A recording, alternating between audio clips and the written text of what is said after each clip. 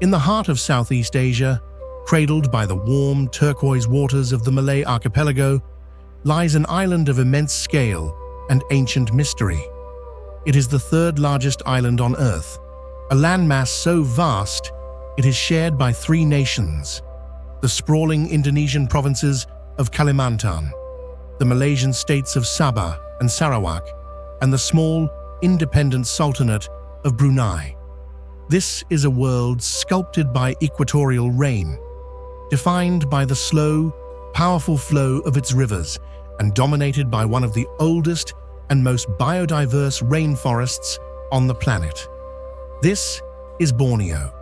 From above, it appears as a single, breathing entity, a colossal green lung for the world, exhaling a soft mist that shrouds its secrets. Its interior is a rugged, formidable tapestry of mist-shrouded mountains, deep, uncharted valleys, and a labyrinth of waterways that have, for millennia, served as the highways of civilization.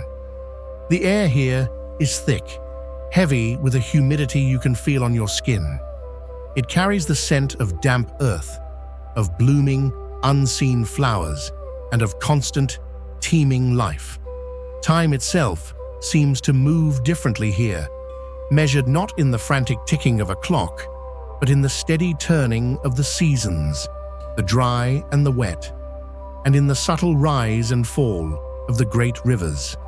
But to look closer, to descend beneath the magnificent canopy, beyond the breathtaking scale of the wilderness, is to discover a human story of profound resilience and adaptation. It is the story of communities whose existence is woven into the very fabric of this jungle, a society that has not just survived, but thrived in an environment that is as generous as it is demanding. This is a story not of isolation, but of an unbreakable connection to the forest that provides, to the river that sustains, and to the communities that call this wild and beautiful place home. This is the story of daily life in Borneo.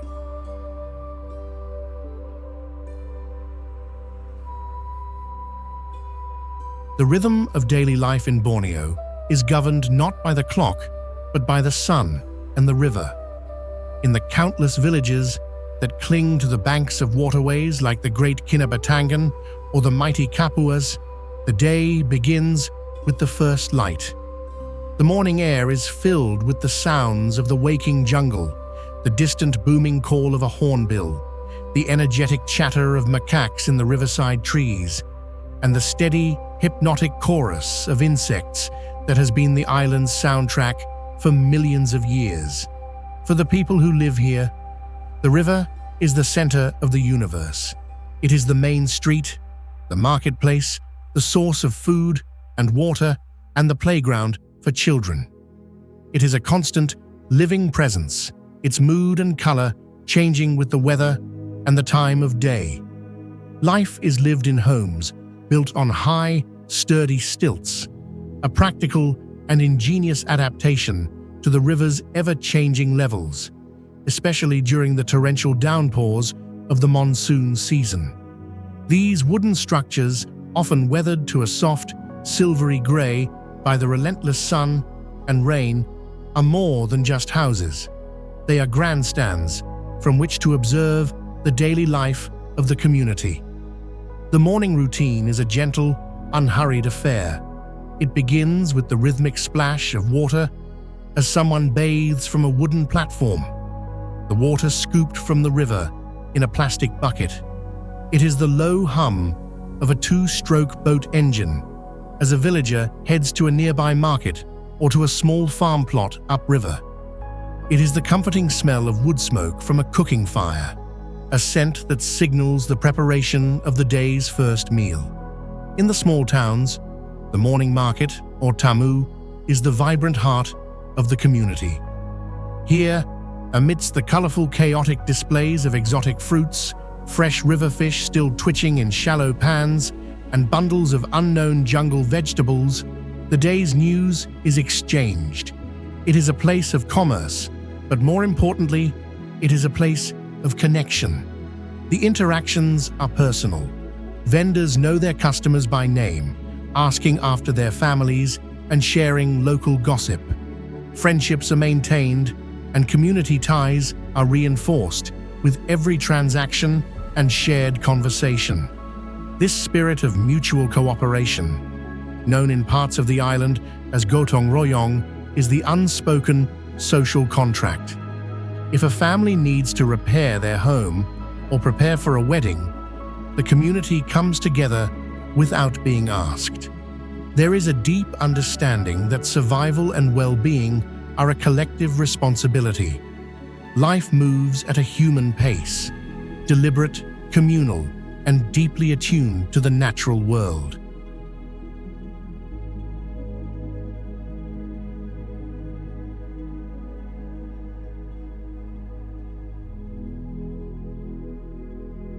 At the heart of Borneo's identity are its indigenous cultures, a diverse and fascinating mosaic of peoples who have inhabited this island for thousands of years.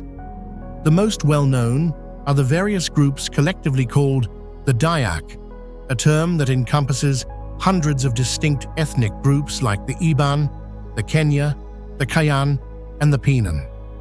Their traditions are deeply and inextricably intertwined with the rainforest.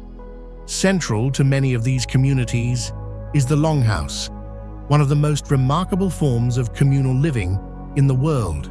It is a single, massive structure, sometimes hundreds of meters long, that houses an entire village under one roof, a living monument to community and shared existence. The longhouse is not merely a collection of dwellings, it is a living, breathing social organism. It consists of a long, open communal gallery, the ruay, which serves as the village's public square, its main street, and its ceremonial hall. On one side, a row of private family apartments, or bilik, provides each family with their own space. This is where life unfolds, in all its richness. The ruay is where rice is dried and pounded, where tools are mended, where guests are received, and where children play under the watchful eyes of the entire community. It is where ceremonies are held to appease the spirits of the forest, where disputes are settled by the village headman, where stories of ancestors and mythical creatures are told, and where traditions are passed from one generation to the next through oral history. The spiritual world is a constant, tangible presence. Many Dayak cultures hold animistic beliefs, seeing spirits in the trees, the rivers, the rocks, and the animals. A bird flying in a certain direction can be an omen. A dream can hold a vital prophecy. Shamans act as intermediaries between the human and spirit worlds, conducting rituals to ensure a good harvest, heal the sick, or guide the souls of the departed. This worldview fosters a deep, abiding respect for the forest. It is not a resource to be exploited, but a sacred home to be lived in with care and reverence. From the diverse cultures of Kalimantan to the communities of Sarawak and Sabah, tradition is not a relic of the past to be displayed in a museum. It is a living, integral part of the present, a source of immense pride and a quiet anchor in a rapidly changing world.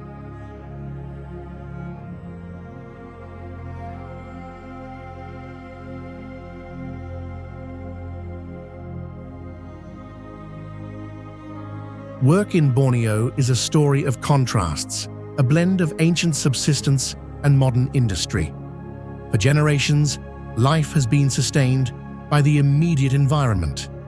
Fishing in the island's abundant rivers and farming small, family-owned plots of land remain the cornerstones of the rural economy. Many communities practice swidden agriculture, a traditional form of slash-and-burn farming. A small section of forest is cleared and burned, the ash providing nutrients for the soil. Rice, the staple food, is planted, along with tapioca and a variety of vegetables. After a few harvests, The plot is left fallow for many years, allowing the forest to regenerate. When practiced sustainably, this method allows people to live in harmony with the jungle's natural cycles. The forest is also a natural pharmacy and hardware store. People forage for medicinal plants to treat common ailments, for rattan to weave into baskets and furniture, and for wild fruits and honey to supplement their diet.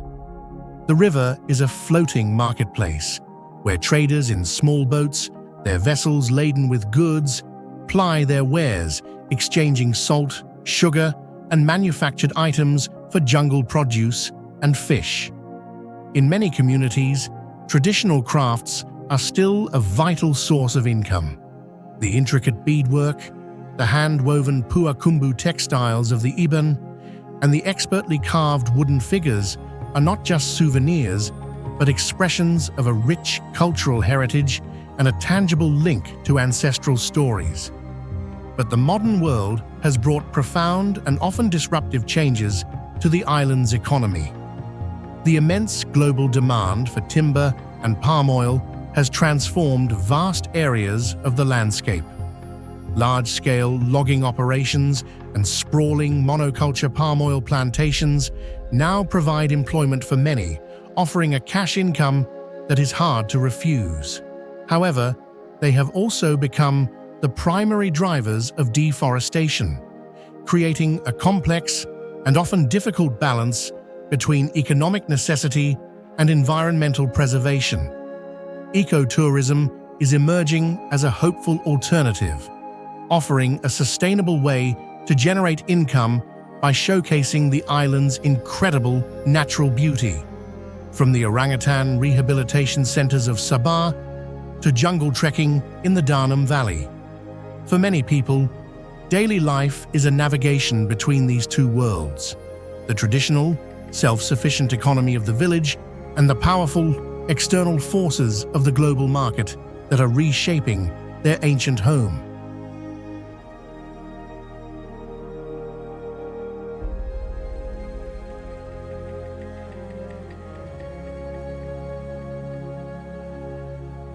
Bornean food is a direct and honest reflection of the rainforest, simple, fresh, and deeply connected to the land. The cuisine is built around what can be farmed, foraged, or caught nearby. Rice is the undisputed staple, the foundation of almost every meal, its presence so central that the word for rice is often synonymous with the word for food. It is most often accompanied by fish, pulled fresh from the river and simply grilled over an open fire, seasoned with salt, turmeric, and chili. The taste is clean, smoky, and pure. The jungle itself is a natural larder, a source of endless culinary discovery for those who know its secrets. Villagers forage for edible ferns, like paku, wild ginger, and bamboo shoots, which are cooked into savory, wholesome dishes. Tropical fruits are abundant and diverse, from the famously pungent durian, considered the king of fruits, to sweet, juicy mangoes, spiky red rambutans, and the mangosteen, the queen of fruits. Cooking methods are often simple and born of necessity. A classic dish, ayam pansu, involves marinating chicken with herbs like lemongrass and ginger, sealing it inside a hollow bamboo stalk, and cooking it slowly over an open fire. This technique seals in moisture and infuses the food with a subtle, earthy aroma from the bamboo. Meals are almost always a communal affair, a time for the family to gather, to share the day's food and the day's stories. In the longhouse, families often eat together in the communal gallery, reinforcing the bonds of community. Food is shared freely, and hospitality is paramount. A guest is always offered a meal, no matter how little the family has. At its heart, the food of Borneo is not about elaborate techniques or exotic spices. It is about a deep, practical knowledge of the environment and a celebration of the fresh, pure flavors that the forest and the river provide. It is a cuisine that nourishes the body and strengthens the community.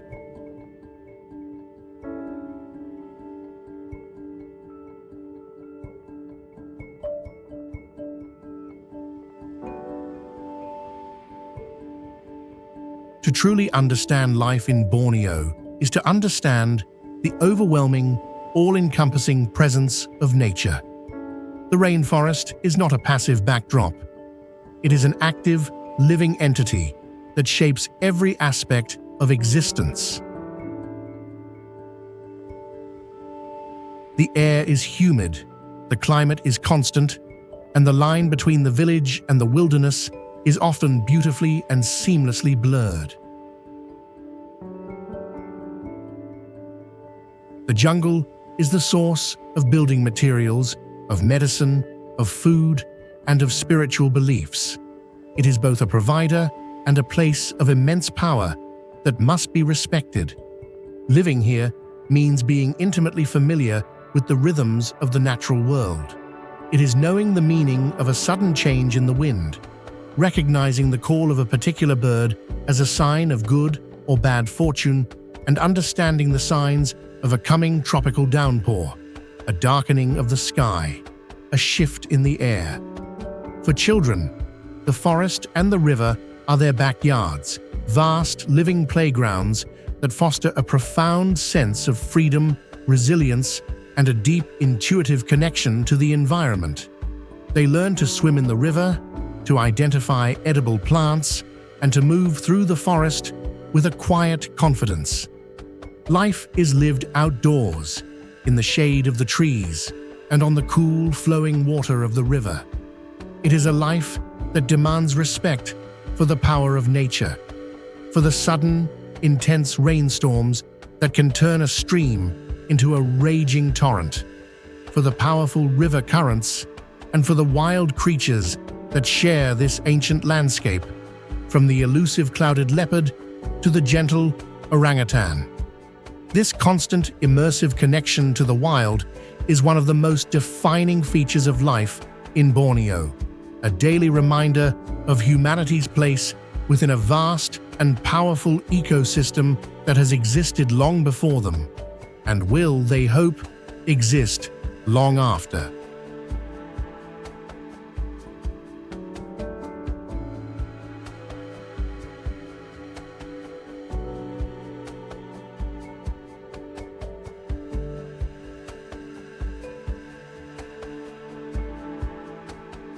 For all its wildness, Borneo is a place of constant movement, but transportation is defined and dictated by the challenging geography.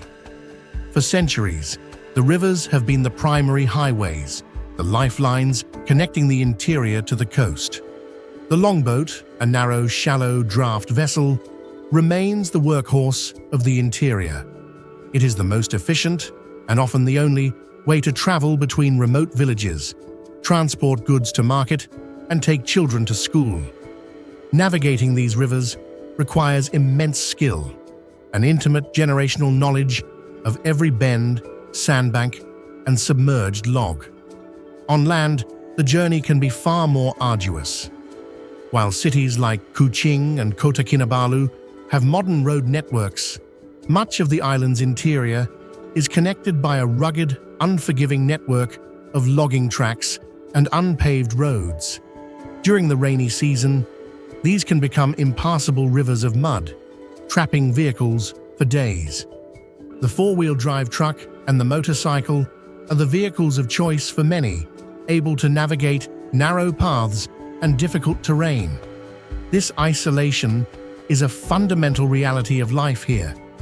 A journey that might take an hour by boat could take a full day on foot through the dense jungle. Yet the modern world is slowly but surely making its way into even the most remote corners. Satellite dishes, often powered by small generators, can be seen on the roofs of longhouses, bringing television and a window to the outside world. Mobile phones are a common sight, though finding a signal can mean a long boat ride or a climb to the top of the nearest hill. This technology offers a vital link to distant family members and to the wider world, but it also presents a new challenge: how to embrace the benefits of modern connectivity without losing the unique culture that has been so carefully preserved by centuries of isolation.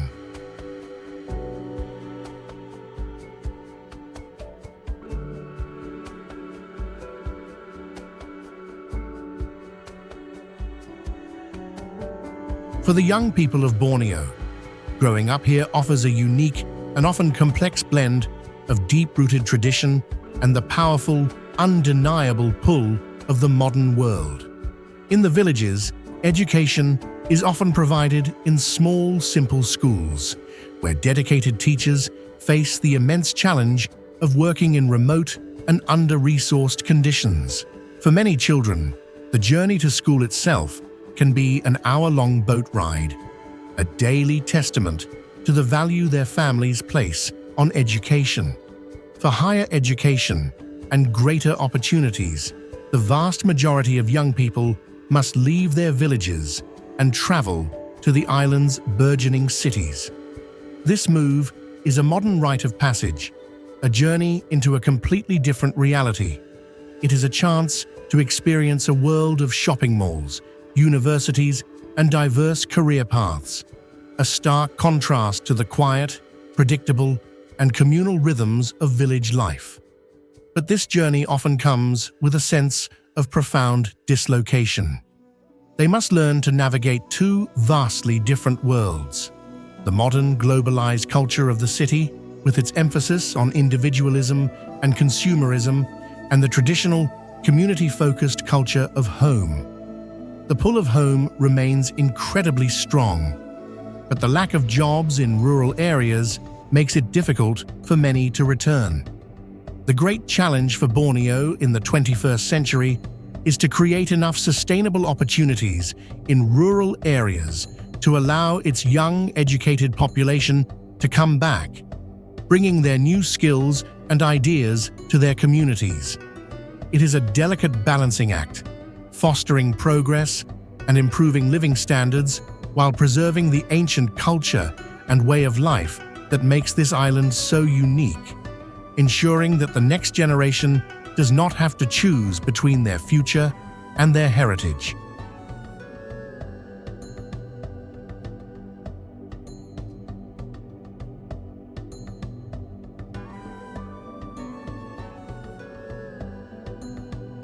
The rhythm of day and night in Borneo is a study in stark, dramatic contrasts.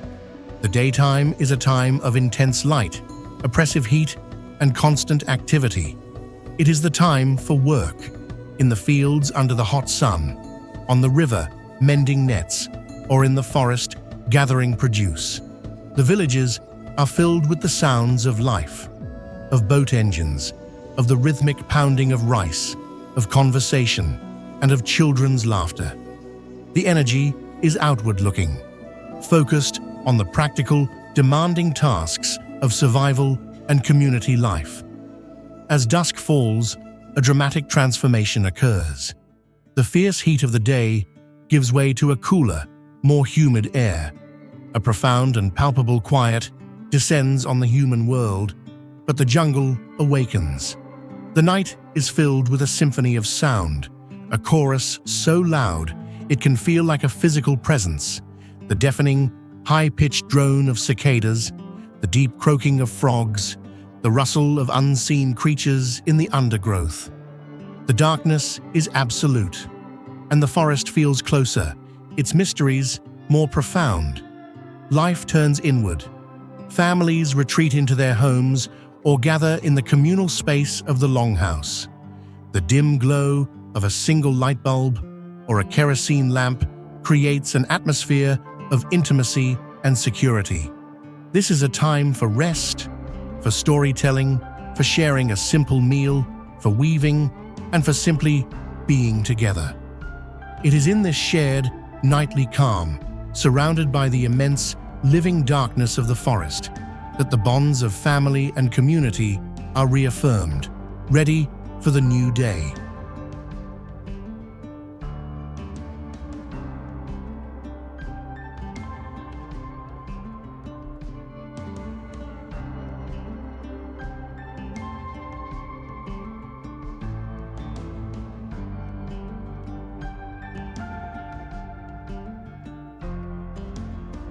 Life in this vast, tropical wilderness is not without its profound and persistent challenges. The most visible and pressing is deforestation.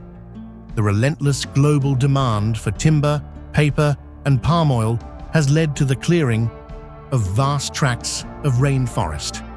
This not only threatens the island's incredible biodiversity, but also the traditional way of life that depends on it. For many communities, the forest that has sustained them for generations is shrinking before their eyes, taking with it their sources of food, medicine, and their ancestral lands. Isolation, while a preserver of culture, also creates significant hardship. Access to modern healthcare and education can be severely limited. A medical emergency can require a long and difficult journey by boat and road to the nearest town, a journey that is often too long. The landscape itself, for all its beauty, can be an unforgiving force. The annual monsoon season can bring devastating floods, cutting off villages for weeks at a time and destroying crops. There is also the complex challenge of balancing the desire for economic development with the need for cultural and environmental preservation. How does a community improve its standard of living without sacrificing the land and traditions that define it?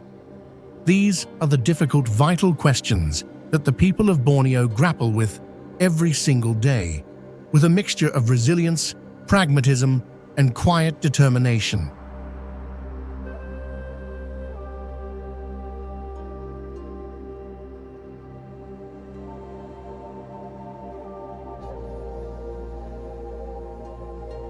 So why do people choose to stay?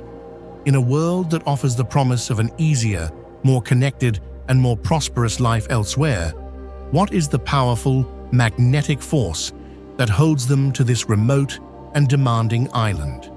The answers are not simple, and they are woven into the very fabric of their identity. They stay for the unbreakable connection to their ancestral land, for the feeling of belonging to a place where their family has lived for countless generations, where the stories of their ancestors are etched into the landscape itself.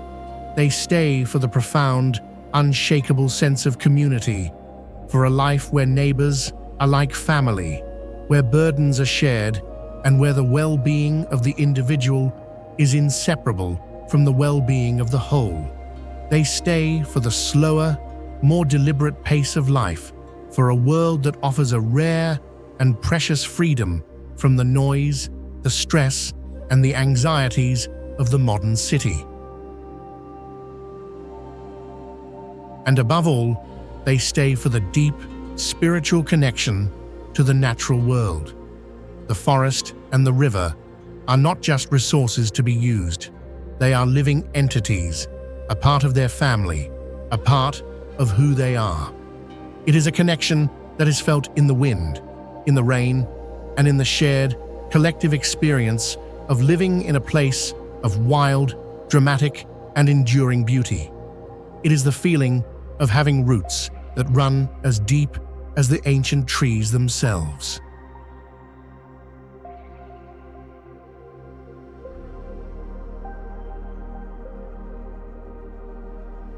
Borneo exists in a delicate and constantly evolving balance between its ancient traditions and the powerful forces of the modern world, between the untamed power of nature and the quiet, unyielding resilience of its people, between a cherished isolation and a growing desire for connection. It is a place shaped by the rhythm of the rain, the flow of the river, and a deep, enduring strength that resides in its communities. Here, life is not measured in wealth or convenience, but in the strength of family, in the richness of culture, and in the simple, profound beauty of the everyday. It is a living testament to the idea that in a world that is constantly, relentlessly changing and speeding up, there is still a deep and lasting power in a life that is grounded in community, in tradition, and in the quiet, timeless rhythm of the wild.